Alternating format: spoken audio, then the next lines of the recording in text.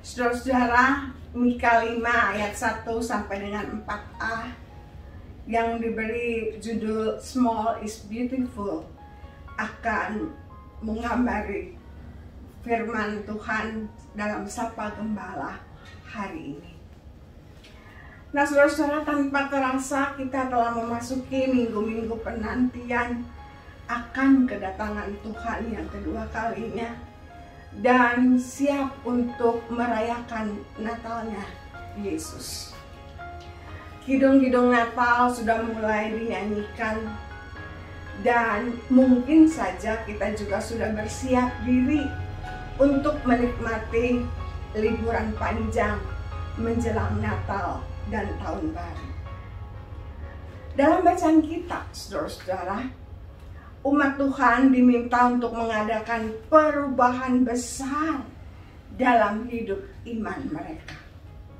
Bukan sekedar mengoreksi diri atau memodifikasi atau renovasi, tapi satu peletakan fondasi iman yang kuat.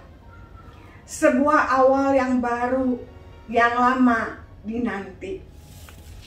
Itulah yang terjadi, saudara-saudara, ketika Mika bekerja di Yehuda.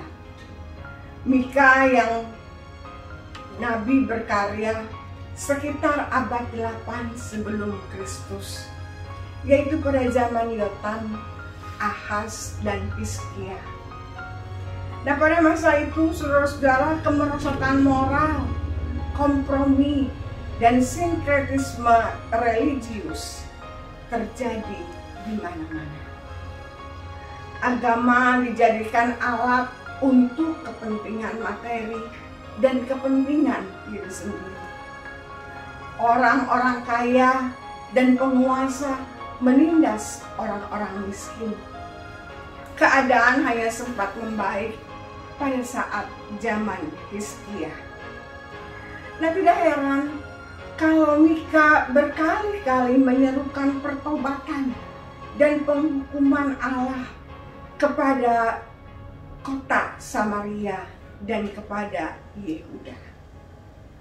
Namun, saudara-saudara, kita bersyukur bahwa penghukuman Allah bukanlah titik akhir bagi Tuhan. Selalu ada kemurahan, selalu ada kesempatan yang kedua.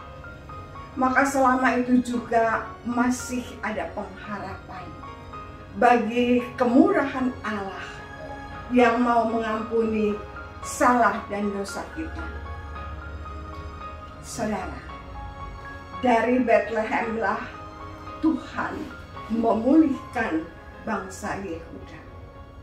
Bukan dari Yerusalem sebagai ibu kota dan tempat kediaman Allah, tetapi dari Bethlehem, kota kecil yang tidak sebesar kota Yerusalem.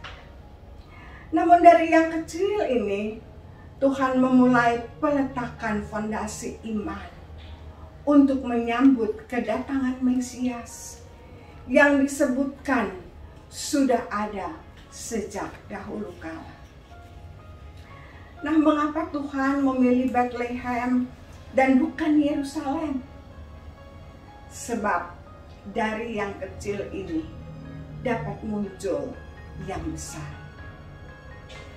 Daud juga dahulu orang kecil, cuma penggembala domba, tidak dikenal dan tidak terkenal. Namun Allah mau memakainya sebagai alat di mana dari keturunannya akan ada seorang juru selamat.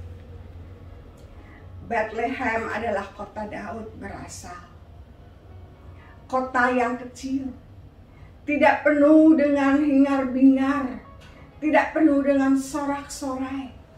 Namun Allah memakai Daud yang kecil, Bethlehem Efrata yang sunyi, untuk satu pemulihan kepercayaan umat Tuhan. Kidung jemaat menggambarkan kota Bethlehem sebagai berikut. Hai kota mungil Bethlehem, betapa kau senyap. Bintang di langit cemerlang, melihat kau lelah.